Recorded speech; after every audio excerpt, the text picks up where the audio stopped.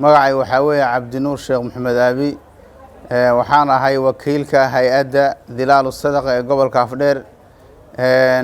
waxaan maanta halkan isugu nimid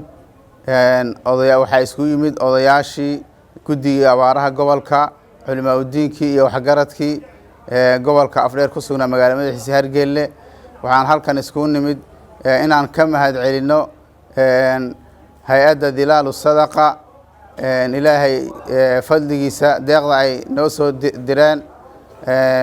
oo lagu kaalmeynay walaaladooda muslimiinta xilliga abaaraha. hay'adda horumarinta iyo gargaarka bulshada Dilaalu Sadaqa waa hay'ad khayri oo loo sameeyay waxbaridda caruurta agoonta dumarka iyo fahansiinta dadka diinta islaamka iyo tarbiyada wanaagsan caawinta dadka danyarta masaakiinta agoonta dhisidda macaahidda diinta sida masaajidda madaarista dugsiyada quraanka kariimka qodida ceelasha biyaha barkadaha iyo gurmadka dadka ay abaartu saameysay biyo dhaamin bulshada ku sugan dhulka oomanaha ee aan gargaar kala helin. hay'adda Dilaalu waxaa la aasaasay 23 bishii 11aad sanadii 2020 waxaana aasaasay dumar muxsiniin oo isku xilqaamay kana dhiidhiyay baahida bulshada gaar ahaan baahiyaha dhanka diinta. goobaha ay wax ka qabteen waxaa kamid ah gobolka Waqooyi Bari ismaamulka Gaarisa gaar ahaan deegaan baarlamaaneedka Lagdheera oo ah dhul badankii oo mana ah oo aan lahayn ceel biyood isla markaana abaartu ay saameyn ballaaran ku yeelatay gobolka Afdheer ee kililka shanaad iyo qaybo kamid ah gobolka Bakool ee Soomaaliya.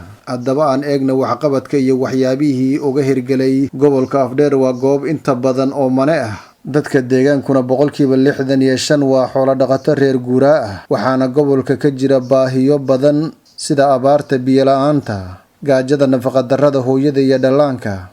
hadafka guud ee Dilaalu Sadaqa ayaana ah wax ka qabashada baahida dhanka diinta ee bulshada inta badan goobaha ay ka howlgalaan. xarunta gobolka Afdheer ee magaalada Hargeysa ayaa laga bilaabay dhismaha dayr loogu talagalay markis ballaaran oo wax ku bartaan ubadka agoonta. goobta aan taaganahay maanta waxa weeye meeshii loogu talagalay maxadka waxbarashada dumarka. halkan waxay ahayd garoon kubadeed bay ahayd laakiin arrinta dacwadii diinta darteeda ayaa waxaa lagu wareejiyay hay'adda Dilaalu Sadaqa oo ka dhisaysa macahad ay dumarka iyo dadka kale agoonta iyo caruurta wax ku baranayaan.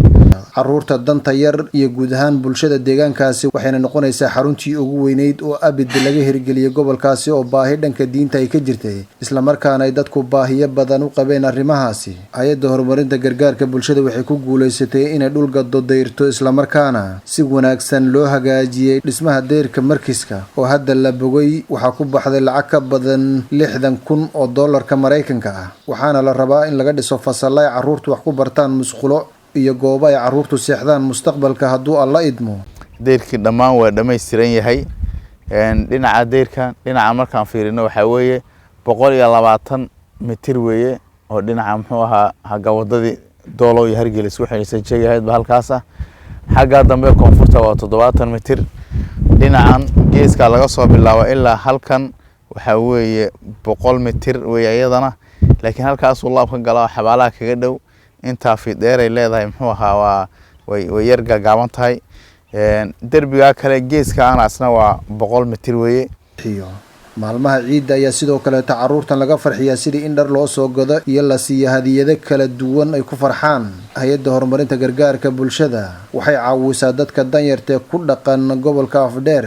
iyo gobolada kale ay ka howlgasho waxaana afur iyo gargaar kale loo sameeyaa xilliyada Ramadaanka dadka danyarta iyo qoysas badan oo masaakiin ah. markiiska Dilaalu cilmi ee magaalada Hargeysa waxaa hadda istaagay dhismihii qarash la'aan darteed waxaana loo baahan yahay qarash lagu dhiso qolalka waqafka ah. dhammaan muslimiinta meel kasta ay joogaan waxaa si naxariis leh looga codsanayaa inay ka soo qayb qaataan dhismaha markiska maadaama macadkan uu muhiim u yahay gobolka iyo guud ahaan bulshada deegaankaasi. waxaana arrinkan soo dhaweeyay culimada Hargeysa waxaana si wanaagsan loogu riyaaqay waxqabadka Dilaalu Sadaqa. dhul ahaan 10,000 kilomitir dhul ka weyn weeye markii la dhaho kilomitir la dhaho 10,000 kilomitir waa ka weyn yahay. dhismaha hadda la dhisay halkan waxaan waa barkad loo dhisay dhismaha in biyaha loogu shubo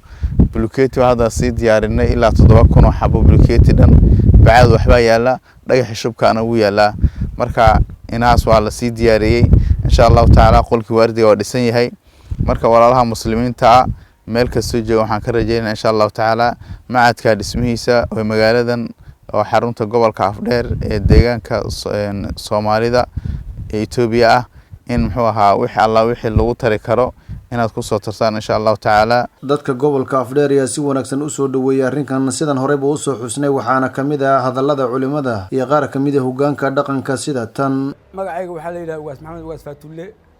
halkan waxaan ku fadhinaa odayaal badan sida guddiga abaaraha sida odayaasha magaalada Hargeysa sida xubnaha ka tirsan majliska ka tirsan odayaal badan waan ku fadhinaa odayaasha oo gobolka Afdheer dhamaantood waxaan aad iyo aad ugu mahadnaqaynaa waxaan aad iyo aad maanta halkan aan iskugu imaanay aan u mahadnaqo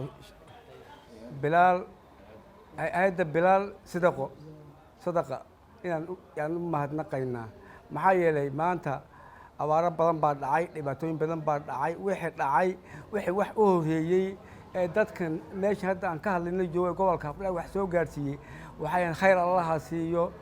gabdhaha dibadda ku nool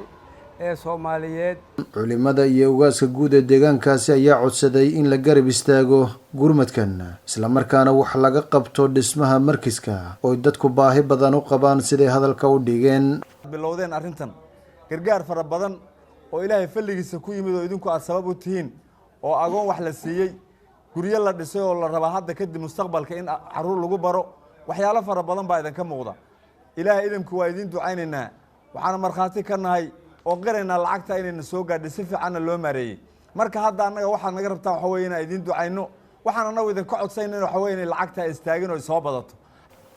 dhanka Kenya deegaanka Lagdheer oo saameyn ballaaran ku yeelatay abaarta ayaa laga sameeyay biyo dhaamin raashin qaybin iyo gurmad kale waxaana kamid ah magaalooyinka laga fuliyay mashruucan Shabeel Duula Jilaanqo Kawanjo Buula Cabbaas Wayaama Jibriil macallimiin Afweyne Togdhub Laanguyato Xagar Jareer Birta Kuusan Geylab Dixle Faryar iyo Madoogaashe dhanka gobolka Bokool ee Soomaaliya degmooyinka Ceelbert Aato iyo Yeed ayaa laga sameeyay raashin qaybin iyo gargaar kale haddaba dhammaan muxsiniinta Soomaaliyeed rag dumar waayeel dhalinyaro culimo iyo caamo waxaa laga codsanayaa inay Dilaalu Sadiqa hay'adda horumarinta gargaarka bulshada ay ku garab istaagaan dadaalka ay wada waxna ku darsadaan gaar ahaan dhismaha markiska Hargeysa oo ah markii ugu horeysay oo markis noocaas oo baahi badan loo qabay halkaasi laga hirgeliyay hindisihiisana ay ka dambeeyeen dad muxsiniin oo dumar u badan waad ku mahadsantihiin saaxiibayaal daawashada muuqaalkan.